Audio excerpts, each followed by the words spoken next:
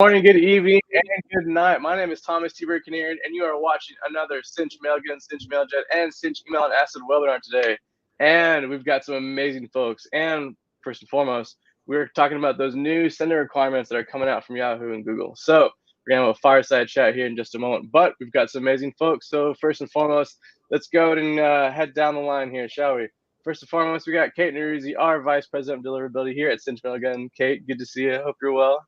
Yes, thank you so much. Pleasure to be here. Awesome. Glad to have you with us.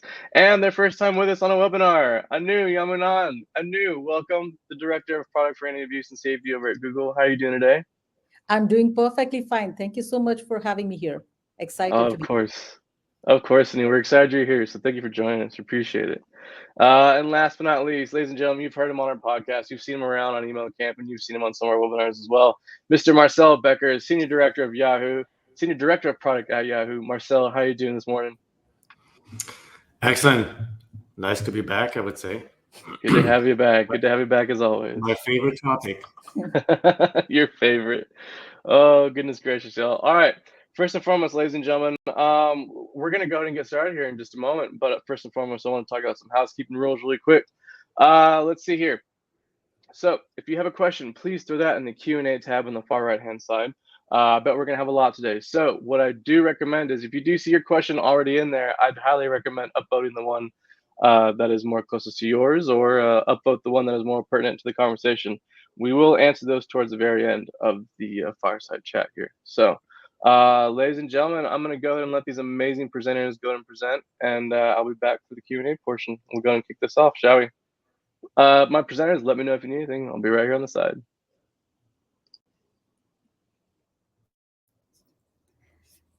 Thank you so much, Thomas. Hi, everyone. Welcome to our webinar. Today, we are diving into some super cool updates from both Yahoo and Gmail. They are stepping up their game to keep our inboxes safe and spam-free. Given on average, each of us receive between 100 to 200 emails a day, our inboxes are more crowded than ever, and over 85% of these messages are unwanted emails. Well, Google and Yahoo have your back. They are rolling out new rules for brands who are sending a ton of emails, making sure they are legit and easy to unsubscribe from when we are not into them. Plus, they are setting up a neat system to keep spam at minimum. All these means fewer headaches for us as the end user and a smoother email experience. So grab a coffee. Let's get to these new changes and how they are going to impact our digital lives. So my first question from our participants, Marcel from Yahoo and Anu from Gmail is, one second. Sorry. Okay. Can you give us the details about what these changes are about and why now? I can take a stab at it first, and then I'll let Marcel go next. These are new requirements for bulk senders based on policies and industry standards that have existed for 15 plus or 10 plus years. And the idea behind these requirements is, like you mentioned, Kate, they're designed to help improve the user experience by combating spam and fraud. In terms of why this is happening now, I think this is an exciting opportunity for us as an industry to meaningfully upgrade the safety of the email ecosystem. Fundamentally, we believe that all users should be able to trust the messages that they're reading or from who the senders, from a certain source, and that users should have a direct, easy control over that relationship. So all our requirements, this ethos underpins our new announced requirements. For example, the authentication-related requirements are about establishing that trust.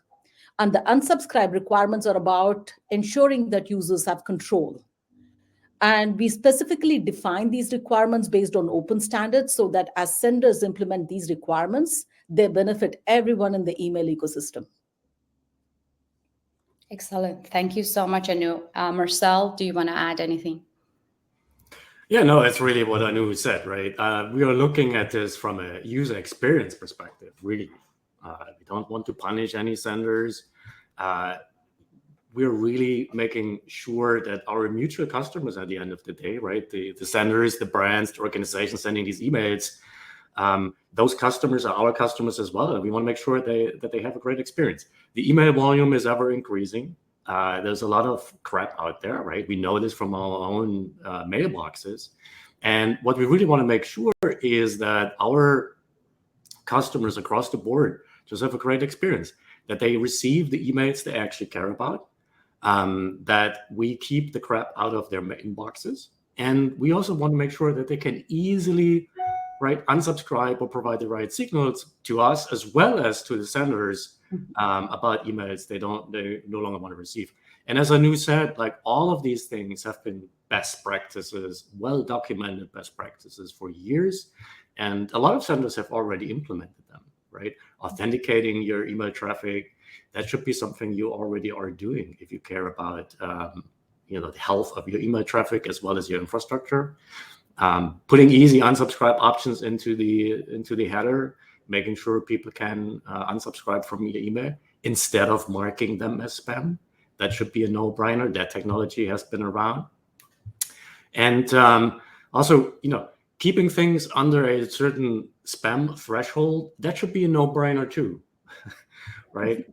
People now wonder, like, why is 0.3% in a lot of these things? I know people get into some of the details there, but like, if you're sending emails people want, like, your spam mode rates are well below 0.1% and even lower. So there shouldn't be anything to worry about. If you worry about 0.3%, well, maybe you should look at what kind of emails you're sending. But I think I'm getting ahead of myself here. No, I remember, Marcel, when you mentioned the spam complaint. Marcel and I work at AOL anti-spam moons ago, and AOL was the first ISP to introduce the report to spam, to give the power to the end user to define unwanted, because the definition of the spam is so wide and different. If you ask different people, they have different opinion. They think crossing the line is certain things for each person based on their beliefs, based on their preferences, basically. And back then, it was, I believe, early 2000, 2003 maybe, and the entire marketing community thought, oh my God, this is going to ruin email marketing forever. And it didn't. Actually, it made the process easier for us as anti-spam engineers, and also more meaningful for the end users. So they didn't have to go through these massive emails. And imagine post-COVID, that amount of email has, I don't know, tripled, at least for me. And now I'm receiving over 250 emails a day between my work email and my personal email. Very good. So off to the next topic. Who does this impact? We are, based on the two articles that you guys have published, our understanding as a sending community is this is going to impact bulk senders. Gmail has put a number of 5,000. Anyone who sends 5,000 emails to Gmail addresses in a single day as a bulk sender, it is going to impact Gmail users. Regular Gmail users will experience a more secure and less clutter email inboxes. And the third is email service providers, such as Mailgun and other service providers out there, and broader email community. Can you provide us with more detail about this impact? In general, I think you covered it, Kate. Anybody that's, so going back to what Marcel was saying, these are based on best practices, and every sender should make sure that their authentication systems are set wisely. If you are sending a lot of marketing and promotional messages, there should be an easy unsubscribe for the users so that they get the messages that they want. But our guideline has been, think about any business that's sending hundreds of marketing emails. They're generally considered bulk senders. From a Google perspective, we have provided a more quantifiable guideline around, if you are hitting on a daily basis around 5,000 emails per day, that should be a trigger for you to take a look at these requirements and make sure that you're compliant. Quickly, I do want to go back and point out the benefits to the senders themselves. When we said these changes benefit everyone in the email ecosystem, that includes senders as well. Following these best practices and following these requirements ensures that for senders, Implementation of the authentication requirements will make you more resilient from impersonation spoofing attacks.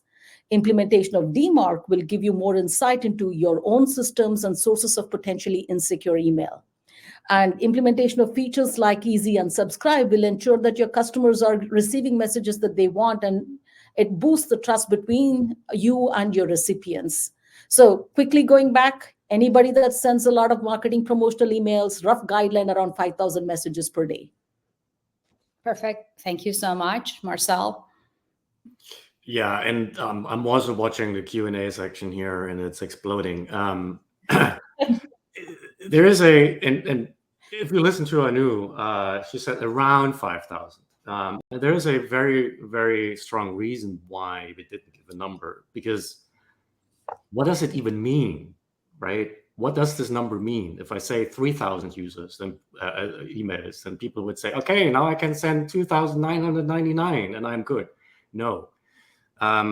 If you're a bulk sender, and you know if you're a bulk sender, if you send a lot of the same emails to a lot of different people, you're a bulk sender. It doesn't really matter whether it's 3,000, 2,000, 4,000, 5,000, 10,000. It's completely irrelevant. You need to follow these guidelines. And as Anu said, and as I said before, these are really designed to help our mutual customers to get the best experience possible. Okay. And if you're just sending the occasional email to your friends or things like that, you're not a bulk sender. But I'm pretty sure you know that you're a bulk sender when you're sending a lot of emails to the same users. So yeah, no, there is no limit we can share. So it's not like you're sending 4,999 emails that you do not need to follow these guidelines. It's also not, and we have shared, like both Anu and we have shared some additional details on the FAQs, but it also doesn't mean that if you're sending from 4,000 or 5,000 different IP addresses that you do not have to follow these rules, right? You're still a bulk sender. We will still find you, and you still have to follow these rules. Also, there was a question in the Q&A section. So this is not about how many people you put on copy of an email you actually send, right? So this is not like you as a consumer, you're sending out an email and you put 5,000 people on the copy. That wouldn't even work. Like both Google and we will prevent that from happening if you're using our applications. This is about how many emails you're sending to our users. And if you send the same email, like printing a flyer, you're sending the same email to 5,000 different people, 4,000, 3,000, whatever it is, you're a bulk sender, right? You should authenticate your email. You need to make it easy to unsubscribe, and you need to monitor your spam vote rates. No, that was a very good. Anyone want to add anything? Oh, so I am kind of catching up on Q&A, but maybe one thing I will add here. There was a question regarding, hey, marketing promotional emails versus transactional emails. I just wanted to provide the clarity that transactional emails are excluded from the unsubscribe requirement. An example of a transactional message could be your password reset message, your reservation confirmation, form submission confirmation, and so forth. So just wanted to provide that clarity to everyone. No, that was very, very useful. I get that question a lot. So Mailgun and Mailjet, we do have a shared platform like for smaller senders that they are using shared infrastructure. And there is a lot of confusion among the smaller senders, like the major high volume senders, such as banks or social media companies. They already have done these long ago, hopefully. Let's hope for it. And then I think this is a good reminder for the bulk senders who are sending a lot to apply DMARC and unsubscribe and all, if they haven't already. And in a way, I like the Google putting that 5,000 number out there, because without that, I believe that the confusion would have been 10x. At least when, like, if there's a mom and pop restaurant around the corner, they send like 500 a month. They don't have to go and worry about anything. So in a way, I know that Yahoo has stayed away from publishing a number, but as Anu and Marcel both mentions, don't get caught up with the number. It's not going to be 5, 4, 2,000 anything. It's just to get an idea what a bulk sender means. Well, thank you so much. I Is there anything else you want to add? Or Yeah, and as I'm reading the Q&A section there, I really want to stress, because this comes up a lot as well, if you're sending P2P emails, like person-to-person emails from the same domain, you're not a bug center, right? This is people talking and sending individual emails. They're all different to each other, right? If we're on the same domain, like Kate@brand.com and Marcel@brand.com and Anu@brand.com, and we're sharing emails, and we love each other so much that we're sending 5,000 emails, that is not bug sending. We're just very chatty. But if you're running a company, or if you're trying to reach 5,000 different people and you send the same email from the same domain, DKIM domain or sending address, to these 5,000 different people, 4,000, 3,000, you're a bug sender.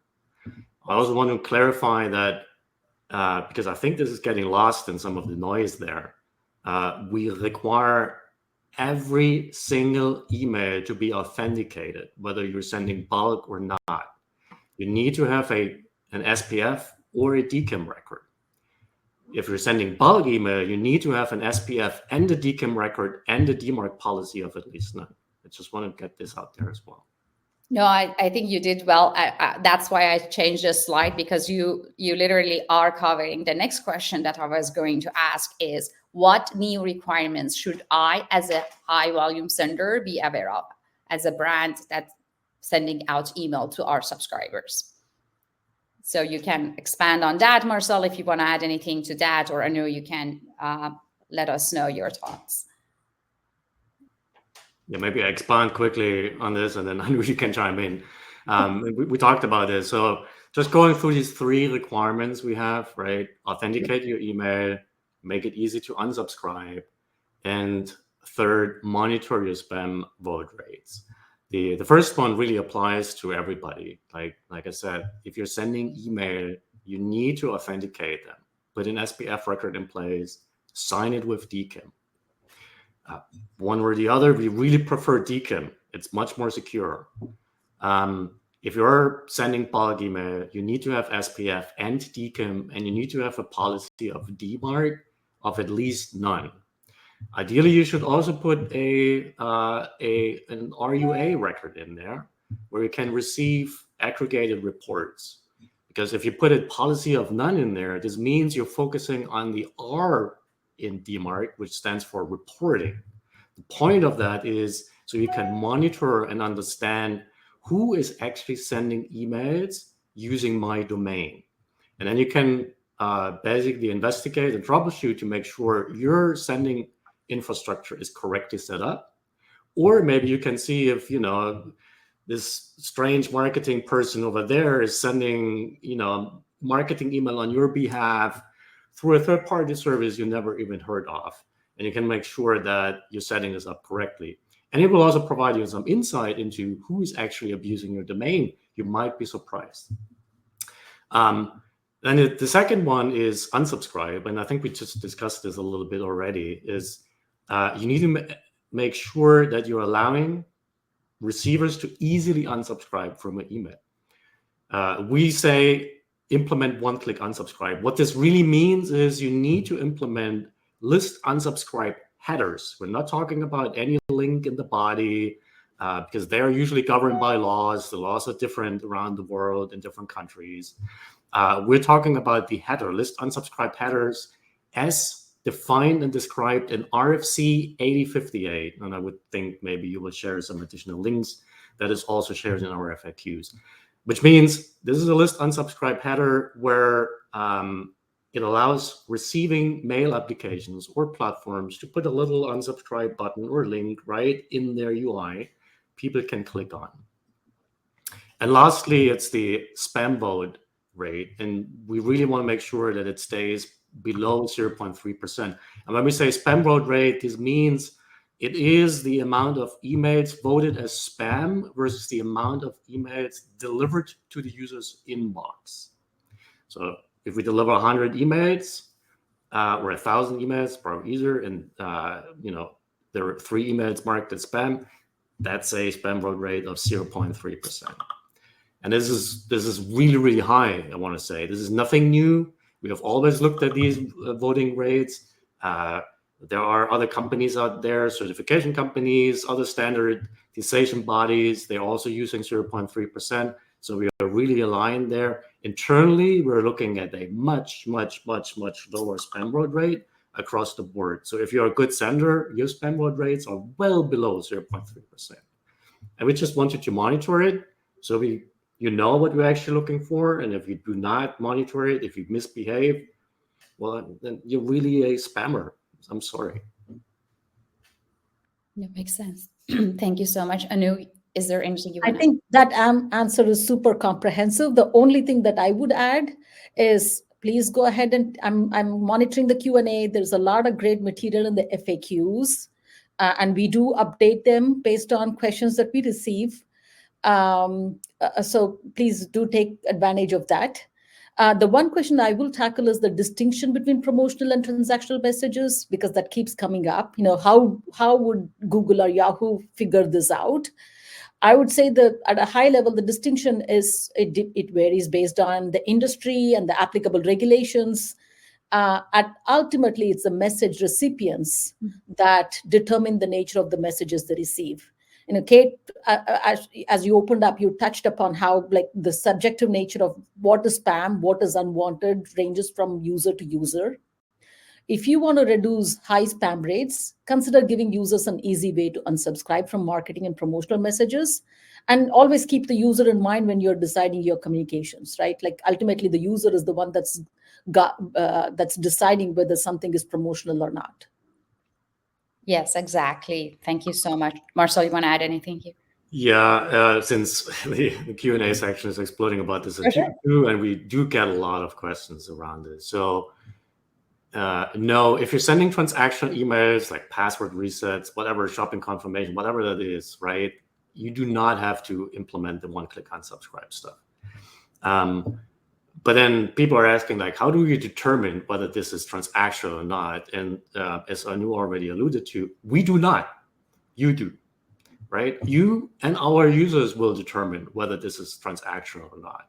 But there are well-documented sending best practices where it says you should segregate your traffic based on type. So ideally, you're using a different DKIM domain, subdomain, or maybe even IP addresses to send your transactional emails, and use yet another different range for your marketing emails. Because that way, we, on our side, we can ensure we're applying the right reputation to your DKIM domain or IP addresses. And we can also look at, what do people think about this traffic coming from this specific DKIM domain or subdomain versus what do people think about the traffic coming from that subdomain, right? So we can get a better idea of what you're actually sending, and then we can treat that traffic accordingly. But at the same time, like Anu said, users will also determine whether this is transactional or not, right? They will always vote with their feet. So that's why you should monitor spam load rates across the board, whether this is transactional or not. You should look at what do people actually think about it. And if they start marking your transactional emails as spam at a very high rate, maybe it's not transactional. Maybe you should think about including a list unsubscribe header there as well. I do understand there are certain types of transactional emails, debt collectors, these kind of things, right? People don't want to get these emails no matter what. So I feel you. But in general, I think the sending best practices should help you segregate your traffic, and it should help us understand what it is. And then together, monitoring spam word rates, making sure people can easily unsubscribe for marketing emails will create a better experience for our future customers. Yeah, that was a very well thought answer. An example I can think of as a transaction or marketing, or how this could be confusing. So let's say if I am looking to buy a home in a certain zip code with certain school systems, so I create my search, my personal search. So each time a certain home comes into the market from this zip codes, I'll receive an email. So these are triggered emails. And a lot of questions that I get is is triggered transactional because it's only being sent to me based on my criteria that I define? And the answer I tell the people is, as long as people do not report as spam, you are fine. I mean, however you want to define transactional. or triggered message or marketing message. Like, it really is how people are reacting to your message. Are they reading them? Are they deleting them? Are they reporting a spam on them? So I just wanted to add that like real life experience there. And there are also different laws in different countries. There is legally mandated emails. Like there is all these fine nuances, right? Exactly. But when in doubt, it's probably marketing emails. Put an unsubscribe link on there. Exactly. Oh, that was amazing. Thank you. Anu, is there anything you want to add? I think I just want to +1 to ultimately people vote with their feet. Your users determine whether message is a marketing or promotional message. We do have more clarifications in terms of what may happen if you don't have unsubscribe headers in your marketing or promotional messages, what type of actions are taken and so forth. So these are covered in the FAQ. Please go ahead and take a look at them. Again, at a high level, if your users feel that the message is spammy, they're going to vote. And this might impact your spam rates, thereby impacting potentially, how your future messages are treated and so forth. Yes. Excellent. Thank you so much. I jumped into the next topic because I saw Marcel was touching on one-click unsubscribe, and I didn't know how far you want to go into it. So you can come back, or Anu can take, and however you want to do it. So we do have a lot of questions from our customers about what does one-click unsubscribe mean? I think we covered a lot of it already. There is a question in terms of which RFC they need to follow. It's RFC 8058, again, mentioned in the FAQ. So you need to have your unsubscribe post headers in the header. From a benefit perspective, letting people opt out of the messages can improve your open rates, click-through rates, and your sending efficiency. But the rest, we've kind of already covered what it means to provide easy one-click unsubscribe. Exactly. Yes. Yeah, we're way ahead of ourselves. I just realized in terms of questions, but I think that's fine. The other thing I want to mention, which also came up in the Q&As, is what should senders unsubscribe people from? Again, this is not determined by us. We are not unsubscribing anybody, right? We're just making sure that we can put an easy link in front of our users, which allows them to unsubscribe from this email. What you unsubscribe them from is completely up to you. You control that, just like you control it with a link in the body. So if you would unsubscribe a user from just this vertical, right? If you're sending many different types of emails or verticals or categories, if you would just unsubscribe that user from that particular vertical, do the same thing with the list unsubscribe headers. You shouldn't really do anything different, right? But again, keep the user experience in mind. Like, is it something the user can reasonably expect that when you unsubscribe from this type of email, that he still receives, other emails from you? If the answer is yes, you're good. If the answer is no, maybe you should unsubscribe from everything, right? I mean, again, put yourself in the user's shoes. Is this what you would expect, or is this something you would want out of this? Like, if I unsubscribe from an email and I continue to receive emails for like 8-9 days, is this something I would want as a consumer, as a user? No, right? I would just mark you as spam, and that will hurt you. And the other data point I wanted to share as well, because I'm not sure if this was in the Q&A, but we get this question a lot. Like, would this create a surge of unsubscribes? No, there are senders out there already who are putting these list unsubscribe headers in there, and they're doing just fine, because this really ensures their customers get the great experience and they get the emails they want. Because if you don't put the unsubscribe header in there, people will just mark you as spam, right? And that's worse, because that will actually have a negative impact on your sending reputation. And whether you put the unsubscribe link there or not, people want to get rid of your email, right? That they have that goal. And we have seen that senders who actually put a one-click unsubscribe and affordance in their headers, they get 20 to 40% less spam votes. And I think that's a noble goal for you as a sender to create a better experience for our users. Yeah, that was a great input.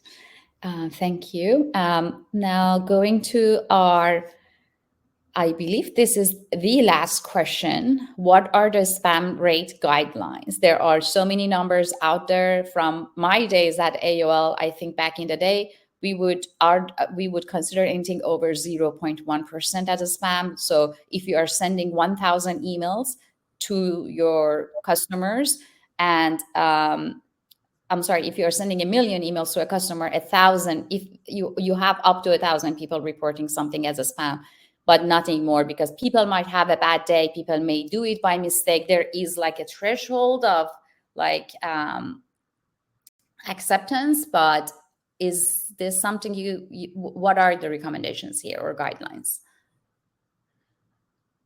In general, we've seen that good senders maintain a spam rate, ideally, like you mentioned, Kate, under 0.1%, but definitely no more than 0.3%. This is what we call out in the guidelines and the requirements as well. If you consistently go above the 0.3%, then you will see an impact on your deliverability. It means that you are not, like Marcel mentioned, please keep your user in mind. If your users are reporting that a lot of messages coming from your spam, it is going to impact your future deliverability. And you talked about how we compute the rate. There are tools out there that you need to continuously monitor your email performance, monitor your spam rates, and make sure that you're well below these thresholds. Very good. Thank you. Marcel, is there anything you want to add? Yeah, to address some of the questions we have been receiving, and also some of the questions in the Q&A sidebar here.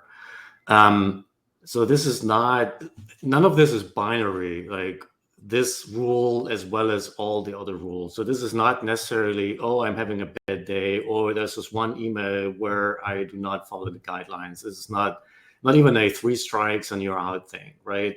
Because we really want to make sure our users receive the emails they want. We do not want to penalize any sender out there, right? But we want to enforce these guidelines to help create a better experience for users and create a better ecosystem at the end of the day, as Anu said it. So, but this also means that if you're sending a certain campaign, low volume or whatever that might be, or you have to send a certain campaign legally mandated, whatever that is, and you have a spike in spam mode rates, this doesn't mean that you're in the doghouse right now, right? This happens. This is just reality. But if you consistently, hover around 0.3% or even above, you will have a bad time getting your emails to our users. You probably already have a bad time getting your emails to our users, right? Because quite frankly, we haven't changed any of these rules. We haven't changed or invented a new threshold. This has been around for some time. We just publicly talk about it now, right? So we let you know what we look at internally to help us create a better experience for our users. And also, I've seen a lot of advice out there from experts saying, hey, if you're sending 1,000 emails and you get 3 spam mode raids, you will be considered as a spammer. No, that's not true, right? If you consistently send, every day 1,000 emails and you get 3 spam modes over a longer period of time, then yes, you probably are a spammer, right? But like Anu said as well, good senders have a spam mode rate which is way, way, way below 0.1%, like really below. Very good, Phil. Thank you. And you want to add anything? The one thing that I want to add, like Marcel mentioned, we are not talking about binary things, except for authentication requirements. Those are quite prescriptive. So if you're a bulk sender, you need to have SPF and DKIM with DMARC aligned. If you're any sender, you need to have either SPF or DKIM. There's, that's a place, for you to make sure that, and this is something that has happened over the course of time. Hopefully all senders are already compliant with authentication requirements, but that's something that's I would say somewhat binary compared to a spam rate or unsubscribe, just wanted to kind of add that perspective. No, that's... Yeah. Thank you, Anu, and very spot on. Yes. And because there was also a question there, is this just to address certain misbehaving senders, or is this really helping with abuse? It is helping with abuse because we can, authenticating your traffic allows us to identify who we are and really apply the reputation you deserve. And it really helps us focus our energy and resources on actually fighting abuse or addressing abuse otherwise. And yes, this is also answering a question or many questions. You will, at least on our side, and I'm pretty sure Google will do the same thing, in the SMTP bounce messages or responses, we will tell you why we're rejecting an email or deferring an email. You will get a specific bounce code, and there's actually a message in there telling you, like, we rejected this because you're not authenticating, and here's what happened. Or we're rejecting this because there's no unsubscribe in there, or we might defer this email because you need to meet these certain criteria. We will tell you right then and there, and at least on our side, we will put the link there with further explanation. Yeah, this is actually between Google, Yahoo, and Comcast. Those three are my favorite postmaster pages when we have any questions. I mean, Google definitely in the past 6 months, they have added a ton of really good information. So as Marcel mentioned, that there are a lot of people advising things out there with their own numbers or probably misunderstanding. My advice is to anyone who is listening to this webinar to go to the Google postmaster pages, Yahoo postmaster pages, the QA pages. They have a ton of accurate information out there. Some questions that comes up a lot. I know that there are a lot of rambling around enabling DMARC. I, as an email industry veteran, I believe in P equals to reject, because as long as you are not doing the reject, you are not doing yourself a favor. So there are a lot of questions about like P equals to none. Is it going to be a quarantine in future or reject? My answer, I would love to have your thoughts if you can share, is like, this is just the beginning. So do not be surprised if down the road, both Yahoo, Google, and others enforce P reject. So if you are going to hold off or not publish, if you publish a P equal none for reporting, that's fine. Do the monitoring for 30 days, but you have to progress to quarantine and more restricted P reject publishing guidelines in your DNS. What are your thoughts about the DMARC, if you want to share anything? Yeah, I can go first. As you said it, right, this is the beginning. This DMARC policy of none obviously cannot be the end goal. There's a reason why we want you to have a DMARC policy at all. And the first one should be none. Doesn't mean it must be none. Mm-hmm. But it just helps you to monitor the traffic, as I said before, right? That is the phase where you're concentrating on the R in DMARC, which stands for reporting, to really identify issues in your setup or identify whether somebody might be abusing you or abusing your domain. But the end goal is obviously, ideally, a policy of reject, because that's what DMARC is for, ensuring that your domain cannot be spoofed, protecting our mutual customers from abuse, right? That's where we want to be heading. So do not stop at DMARC of a DMARC policy with none. Ideally, you can already move to reject, like if you set it up correctly, and there are lots of senders out there, they already have a DMARC reject policy out there. Roughly, I think it's 75% or so of all the email traffic we see is already protected by a DMARC policy and enforcement, but it's only 25% of the senders. So the large senders have DMARC. A lot of the small senders do not have DMARC, right? That is one of the reasons why we would love you to implement DMARC as well, because it helps. Exactly. Anu? Maybe changing topics. I see a lot of questions on enforcement. In the, what would it look like starting February? I wanted to maybe, I don't know if that's a good topic to take on, Kate. I'm happy to kind of provide a No. I moved to the last slide, so you have freedom of covering whatever you think it's best from now on. Awesome. So I think Marcel covered where the ecosystem may, where our guidelines may evolve in the future from a demarc equal to none to demarc equal reject over the course of time. We don't have specific timelines yet. These are best practices that we are recommending bulk senders to do. But going back to the question of, hey, what happens in February? We are structuring our enforcement to be gradual and progressive. We want to make sure that we balance velocity with transparency and ample time for implementation. Starting February, the bulk senders who don't meet the requirements will start getting temporary errors with error codes on a small portion of your non-compliant traffic. The idea behind these temporary errors is that you can identify, and these are systems that have been around for 10 plus years. You may not even know where your problematic email servers are. So the temporary error codes are meant to help you identify email traffic that doesn't meet the guidelines so that you can resolve the issues. They're meant to minimize disruption. I think I go back to Marcel saying, hey, they're not, we are not looking to penalize you. We want to make sure that we bring the good senders into compliance, protecting your brand from spoofing and impersonation. Starting April, we will start rejecting a percentage of your non-compliant email traffic, and we'll gradually, over the course of time, increase the rejection rate. As an example, if 75% of your traffic is compliant, we will start rejecting a percentage of the remaining 25% that's non-compliant. And as bulk senders, you have until June 1 to kind of implement one-click unsubscribe for on the Google front in all your commercial and promotional messages. So hopefully that provides, reduces a little bit of anxiety and provides more color, again, covered in the FAQ and the documents for you to take a look at.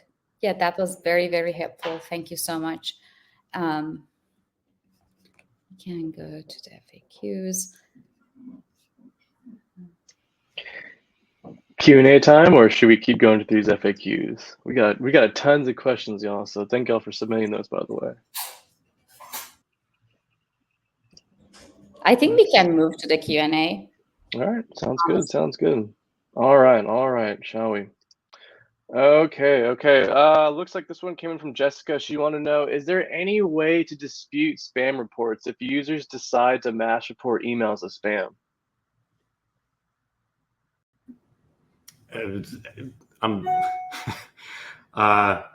Do you want to argue with your customers what they think about your email? That's my question back. Fair. Love it. All right, moving on here, shall we? Let's see here. Yeah, Someone want? Go ahead, Kate. Go ahead. No, nothing. Go ahead. Okay. Let's see here. Someone wanted to know: can you clarify the impact of spam reports for IP level versus domain level? I can answer for Yahoo. So we look at a multitude of signals, right? We look at a multitude of structured data within emails to assign reputation to. So that is true for domains, that is true for IP addresses, that is true for URLs, that is true for other data pieces within an email. Everything has a reputation. And the sum of that reputation, or those reputations, determine what our systems think about a piece of email. So, of course, if we see a lot of abuse, or if people tell us that there's a lot of abuse coming from a certain IP address, that will get a bad reputation. If the same is true for a domain, decom domain, subdomain, whatever that might be, that would get a bad reputation, right? If the URLs are being used in an email and people tell us, like, this sucks, that will get a bad reputation. And the best place to take a look at it is the Postmaster tools on both sides. And they're also open source tools if you want to take a look at them. Again, there are a lot of resources available. Yeah, MX Toolbox, I have used MX Toolbox in the past. That's an open source. It's always accurate. As far as like, I get a lot of questions regarding how to set up DMARC. There are tons of vendors out there. I have worked with Demarcian, really good experience. I have worked with SendMark, excellent experience, RedSafe, all of these, Agari, these companies are out there that they are specialized in doing this. If you don't know how to do it, hire the experts to make it happen for you rather than keep, this is where the industry is going. This is for the protections of the end user. So keep trying to figure out a way around it may not be the best thing to do in the long run. So go ahead, hire someone who knows DMARC, go with PNON, reject soon, and then you should be golden. That is my advice all the time. Also, Marcel, I don't mean to put you on the spot, but do you think Yahoo might be releasing a tool similar to Google Postmaster tools in the future? Yeah, if you're actually going to our Postmaster page, which is anything will work, postmaster.yahoo.com, postmaster.yahooinc.com, the actual order is senders.yahooinc.com, because it's our site for senders.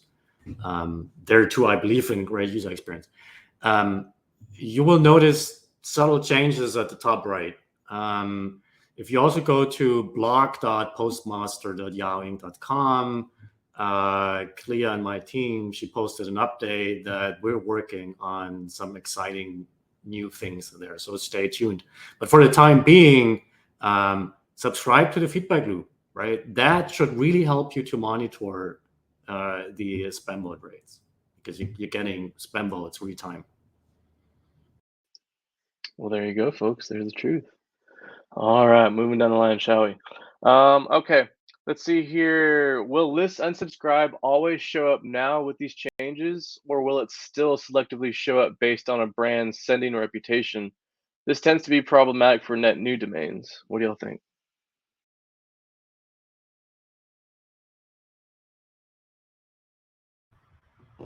We will factor others, signals in terms of, like, we want to make sure that bad actors are not able to leverage the unsubscribe signals and, perpetrate harm. Maybe this is something that in terms of the new domains themselves, maybe this is something that we can follow up offline. Sounds good. Sounds good. All right, let's see here. Here's another one. How do you determine whether to display the list unsubscribe one-click link or not when the headers are present? Yeah, that is a very valid question. And I do realize, and I think the same is probably true for Google, even though you're putting the list unsubscribe header in there, there might be cases where we do not show the unsubscribe affordance in the UI. And that could be for multiple reasons, but it usually boils down to a lack of reputation or trust, right? Because again, there are bad actors out there, unfortunately, right? They are spoiling the fun for all of us usually. So yes, list unsubscribe headers are also being abused, unfortunately. So we need to make sure that we only put this on emails where we have reasonable trust to keep our users safe and not have them send a signal they don't want to send to bad actors. So the subsequent question might be, but then how do we test this? Luckily, that should be rather easy, right? You send an email, whether you see the unsubscribe affordance or not, you open the email. Both Yahoo and Gmail, they have features where you can look at the raw message. And if you see the list unsubscribe headers in there, and they are implemented as specified in RFC 8058, so make sure there's the list unsubscribe post header in there, the list unsubscribe header with an HTTPS link in there. HTTP is not sufficient. And also make sure the list unsubscribe headers are signed by DKIM. That's required by RFC 8058. If that's the case, then you're good. Also, by the way, there is a bug in Gmail where Gmail is decoding the list unsubscribe headers if they're MIME encoded. The list unsubscribe headers must not be MIME encoded. Gmail is very gracious and generous. They would still accept it. We might not. Got it. All right, here, let's see. This one wanted to know. Okay, so Intel defers. Is the DMARC record required on top-level domains, or is enough if we set it on subdomains used for email traffic? So I don't really want to go into details and explain how DKIM SPF and DMARC works, right? Because there's a lot of questions like this, and there are a ton of resources out there, free, and there are a lot of companies that will also happily take your money and explain it. But in a nutshell, DMARC is designed to protect your company domain, your top-level domain, right? So nobody can use it. And if you don't specify anything else in the DMARC record, all your subdomains will inherit that policy and that DMARC record. Yes, you can also set it on a subdomain, but that shouldn't be the goal, right? Because you want to protect your brand. Got it. Okay. All right, Anu, this one's for you. Will adding the list unsubscribe header cause emails to be categorized as promotions by email? Oh, that pesky promotions tab. Yeah, like I think I answered this question during the Q&A, sorry, the early part of the discussion as well. We are not in the business of identifying whether a message or categorizing a message as a promotional or a commercial or a transactional mail. It's based on your industry. Please comply with your regulations, and ultimately, it's the user that's determining whether it is an unwanted message or not. So keep the user in mind. And I think, like we said, there is a lot of material around there that says whether something is marketing or promotional, and users determine whether they want them or not. Yeah, to add to this, because I'm seeing some questions in here as well, and just this morning got a lot of questions in our Postmaster report queue as well. I want to mention this again. Just because you're following all these guidelines, you're putting SPF, DKIM, and DMARC on there, does not mean you will be deposited in the inbox. No. That has nothing to do with that, right? It just allows us to identify who you actually are and you to authenticate your email. Like if you're sending unwanted email, even though you're authenticated, you will still end up in the spam folder, right? Spammers are authenticating your email beautifully. Plus one to what Marcel said. I'll give an extreme example. You may have perfect authentication set up and be sending phishing messages, for example. So all other detection mechanisms and will work in conjunction. So just because you're authenticated, it means you're following the best practices, but we want to make sure that the content of the message itself is good and so forth. Yeah, authentication really helps us to identify you. I always compare this like, if you're going to the club and there is a bouncer and he will ask for an ID, right? Just because you have an ID with you doesn't mean he will let you in. It just helps him to identify whether you misbehaved in the past or you were really a good customer. If you're a good customer, he will let you in, right? If you misbehave, he will still kick you out. That is my favorite example. Yeah, and then something I want to add is I highly encourage the senders to segment their traffic. I still come across some senders that they are mixing promotional and transactional traffic together in order to bump up like the inbox rate. This is just going to confuse the filters, and when ISPs are in doubt, you will go to the spam folder. So definitely my only advice here is to separate your traffic and do all the right things, and like mixing traffic is not going to work in the long run. Love it. Okay, y'all. Last question. We're running out of time here, but I love this question. So has consideration been given to the potential impact of socializing and enforcing this? Disruptors could embark on a social media campaign to target a sender. What do y'all think about this? Can you unfurl that question for me again? I don't think I'm following. No worries. Has consideration been given to the potential impact of socializing and enforcing this? Disruptors could embark on a social media campaign to target a sender.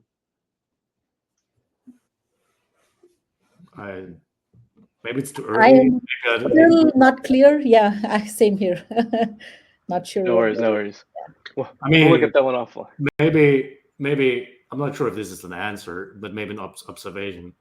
I have seen a lot of noise on social media or LinkedIn, and that's professional social media in my book, where people are taking advantage of these changes maliciously or just unknowingly or just not very well informed, or they might have a different agenda.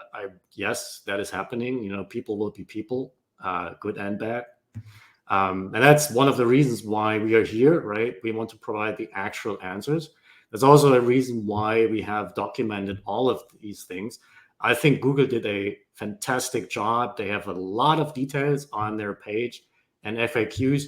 We have FAQs and our requirements documented as well.